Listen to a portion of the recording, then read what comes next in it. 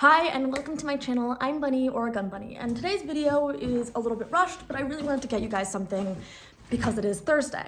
Now, I actually didn't plan on posting something today, but then I was like, I have the time to film something, and I'm quite literally filming this right before I'm posting it. It is the holidays, and my lipstick's all fucked up. It is the holidays, and I've been with family, and so I've been a little bit busy. I literally have a queue of YouTube videos that I've been wanting to watch that I haven't been able to watch yet. Devin Olam's new videos on brutality.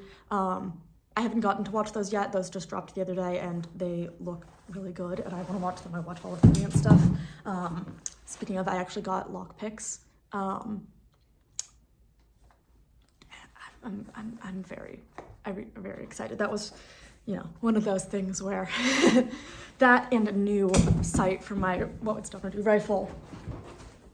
I'm very excited for them. So there's definitely going to be a lot of videos coming up soon. But I've basically been kind of taking the week light or off because holidays and I want to celebrate, etc. But I was like, okay, fine, I'll do this, especially because I had some inspiration, which is on Christmas Eve. I, for the first time ever, watched Die Hard. I know that this is a big movie for the gun community, and it was insisted to me that I watch this on Christmas because it is a Christmas movie, which I agree with. It's a Christmas movie, just like Nightmare Before Christmas is a Christmas movie. It's about people who live in a town called Halloween, and they're celebrating Christmas. It's not a Halloween movie, and I will fight you on this. It's Halloween's espionage to win the war on Christmas. Anyway, I thought I would make a little bit video on my reactions to Die Hard because it's so big in the gun community and just in general. I hadn't seen it before, partially I think just because I grew up in a family that was very anti-gun and also not really that into like stuff like that. But now with my chosen family, I am, encouraged. And now this is part of the tradition with watching, The Hogfather as well. If you don't know that, you should check that out. But, sorry, my light is being a dick. But,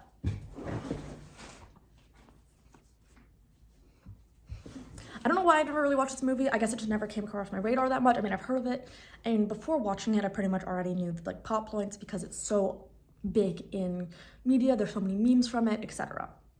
Now, I really realized that I had officially become a gun nerd, or my gun autism, and really fast, before anyone gets at me in the comments, I don't know if you haven't been able to tell yet, but if it's not obvious, I am autistic. And so when I say things like my gun autism or autistic rant or whatever, I am referring to myself as a person who has been diagnosed with autism and ADHD and so forth. So I'm not being derogatory towards autistic people. Just want to clarify, it's like if I, talk about being bisexual or polyamorous, Anyway, I noticed that my gun autism really kicked into full gear and I have officially become a gun nerd. It's like when you officially become a YouTuber and you start getting hate comments, that's when you officially become a YouTuber. I think officially becoming a gun nerd is when you watch movies with guns and you start criticizing the technique or being able to identify the guns. I think that is, what I really realized while watching this movie. First off, I was watching it and I was like, oh, MP5 or HKP7. And I was very proud of myself for being able to identify those. I was able to identify that at near the end of the movie, especially the pistol that John McClane was shooting was a Beretta. I wasn't exactly able to identify which Beretta because I'm not as familiar with those as I am with HK's guns, just because I've nerded out about those a lot. But I was able to identify that, and I was able to identify an AUG in the hands of one of the Germans, which I think it was I forget his name, one of the blonde brothers. I'm bad with names, but I was very proud of myself. And yeah, I was very excited. Sorry, I can't sit still. I was very excited that I was able to do that and that I just started doing that without realizing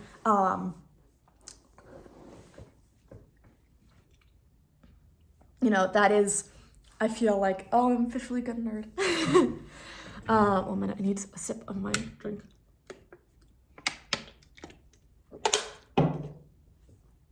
The thing though, there's two main things that I had with this, besides the fact, okay, maybe there's more than two things. There's 3 things. 1, that's not how suppressors work. They don't just, the pistol that he's used, in the movie, in the beginning, when they're walking in and they shoot the security guard, and he unscrews the suppressor from the front of the pistol, that's not how that works. At least for that gun. I don't know if that's how suppressors work on other guns, but I've never really heard. But he just like unscrews it. I'm like, that's not that I know what that pistol is. That doesn't exist. What are you doing? Also, that's so quiet. It's like, and I know this is a big thing in movies, and a lot of people think that's how quiet suppressors are. They're not.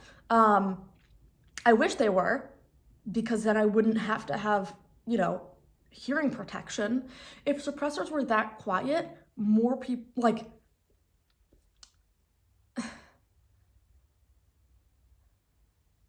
I would deal with the tax stamp NFA and get a suppressor for all my guns, because I don't want hearing issues. Suppressors are not that silent. You would hear it, and I know that they lower a lot of the gun noises, but it's also the shot noises don't sound correct. They don't sound like gunshots. They sound weirdly, it's not just like a gunshot turned down. It doesn't sound like a gunshot. But, again, that's a movie thing. I'm willing to, kind of give them that. But the things that really, really bothered me, that gave me I got up from the couch and had rage stimming. Or just frustrated, this isn't how it works. Why are you doing it this way? Also, did anyone else, not did anyone else notice, this movie's been around for longer than I've been, but why are they using the American civilian versions of the HK without the mag release, the squeeze mag release?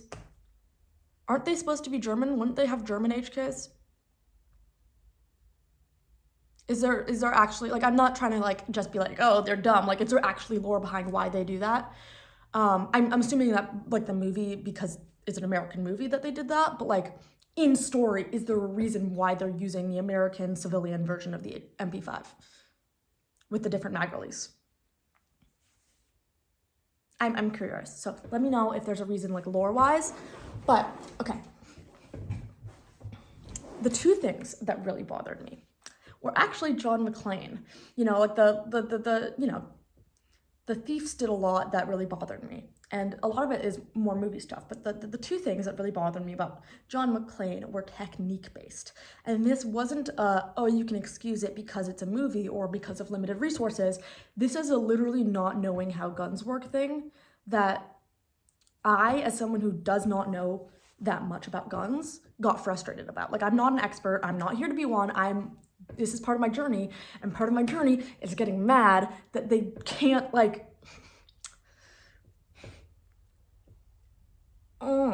yeah, it bothered. Okay. So the first thing, John McClane prefers shooting his pistol and is really bad with the carbines. Really bad. I don't remember if he shoots the AUG, but he's really bad with an MP5. It is easier to shoot a carbine than a pistol. If you are that good with a pistol, John McClane is pretty good with a pistol. Yes, we don't see him making long-range shots, but he is making good shots and one-handed shots, and he is making shots with a pistol that I would say is good. He's better than me. He should not be that bad with a carbine. Why? That doesn't make logical sense. And I'm saying this not as an expert, I'm saying this as somebody who can't shoot a fucking pistol. I've shot pistols longer than I've shot rifles, or rifles, carbines, anything. It is much harder to shoot a pistol. Why? It should not, like, okay, I guess the first thing I had when I was arguing this with myself was, oh, he's more experienced with a pistol because he's a cop and he's not shooting a carbine as much. Okay, you can still apply pistol mechanics to a carbine. I understand if you're going to like a full-length rifle from a pistol, it might feel like a bigger jump. But again, the same shooting like basics and ideas apply to a carbine. And actually having a stock on there and having more brace is easier. Like, he should not be struggle busing this much with the carbine. He's also wasting a shit ton of ammo when he's just like strafing. Like, I know he's doing suppressive fire and he's trying to make it so that they can't do anything, but he has a very, like, okay, I'm not even gonna talk about that. I'm gonna talk about, it annoys me so much that he's so shitty with the MP5s and he's so good with the handgun.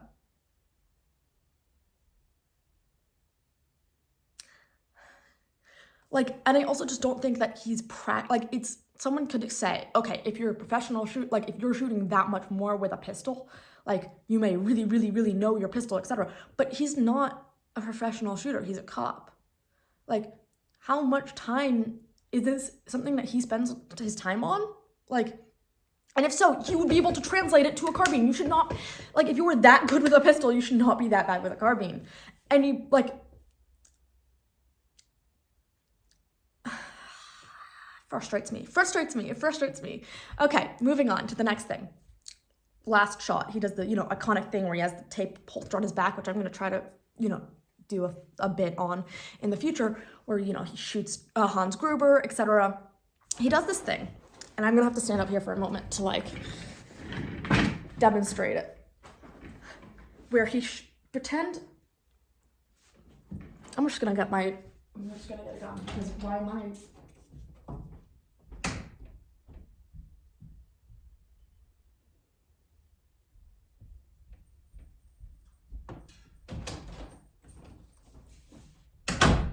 Okay, I have my laser cert here for demonstration reasons.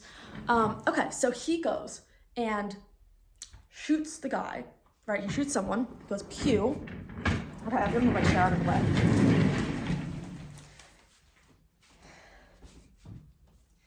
He shoots somebody, right? Over here. He goes pew, pew. And then he's turning to shoot somebody over here, but wants to do something with this arm. And I understand that you want to know where your arm is, you don't want to shoot your arm, I guess, whatever, right? So he goes like this.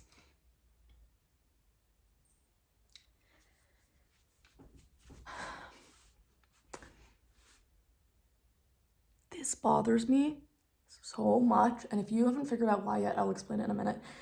But I'm not saying he should have put his arm down or whatever. He puts his arm over his pistol arm. I'm not saying he should have gripped his pistol and actually taken a good shot. If he really, like, again, that could have taken too long. He had a good grip for a one-handed shot, like for shooting one-handed. Whatever. You know what he should have done? Because if he's taking the time to cross, you know what would have taken probably less time, but actually have been helpful to his marksmanship? And the logical choice, because we know that John McClane can think under pressure, and don't give me any of the bullshit like, oh, well, he was thinking under pressure. He's been thinking very, very well under pressure this entire time. This is gonna give you more stability. And it is literally gonna take less time and possibly cause you less problems than this. Not only is this gonna fuck up and actually put more weight and less control on your pistol arm, but it might get in the way of your being able to see through your sights. Where this is an actual valid way to shoot something. This takes less time, but it also gives you more stability.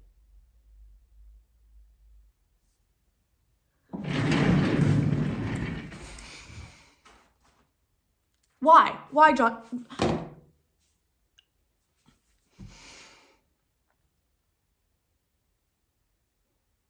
Out of all of the things in the movie that could bother me, that is the one thing that pisses me off the most. Overall, I thought it was a great movie, and I thought that it was very funny, and I loved it. But that thing, that one part, that just...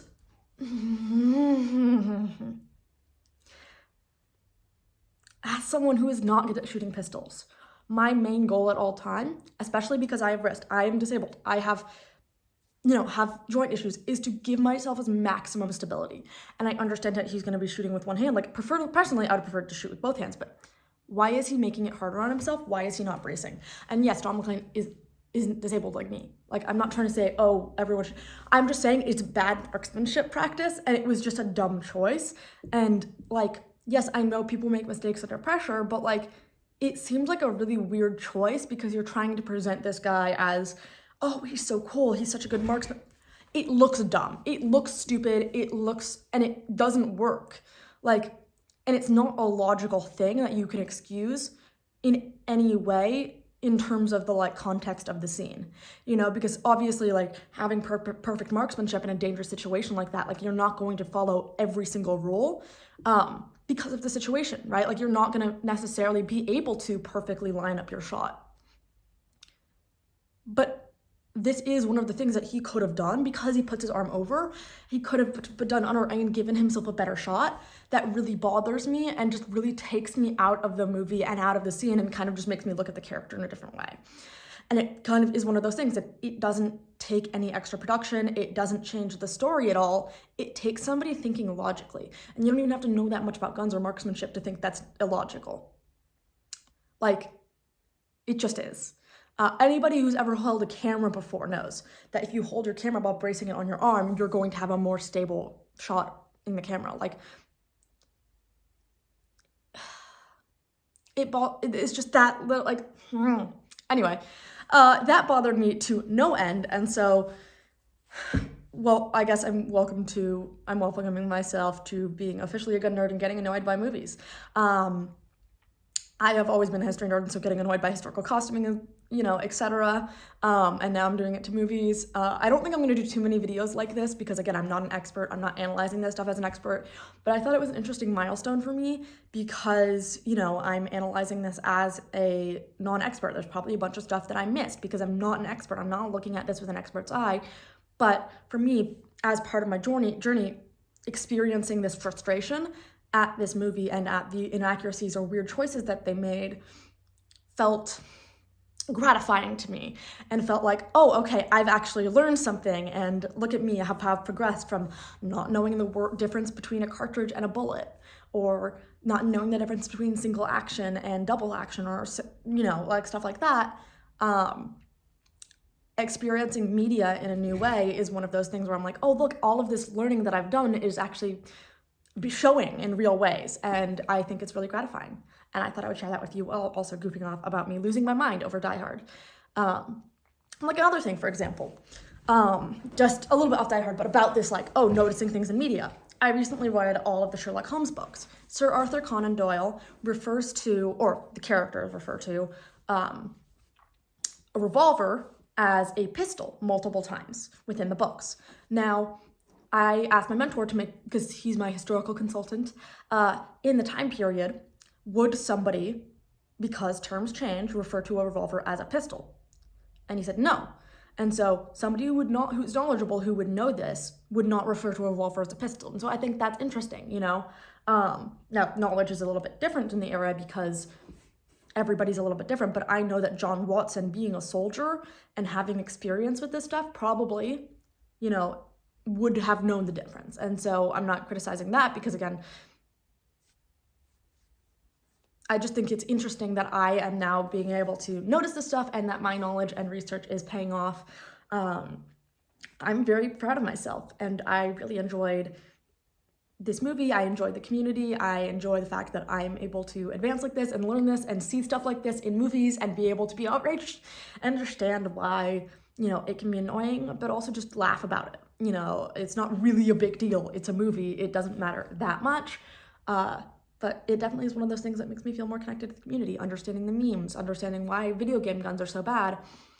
I'm not fully able, but I'm getting more and more able as I get a better understanding of guns and the culture, etc., to connect with the community. And I think that that's a really big thing, and that's probably the best present I could have ever had for the holidays. So I hope that you had a great Christmas, or not, if you don't celebrate Christmas, if you celebrate other holidays, you know, Yule, Saturnalia, you know, Hanukkah, anything that you celebrate, or if you didn't celebrate anything, I just hope that you're surviving the winter and that your day is good. Anyway, bye.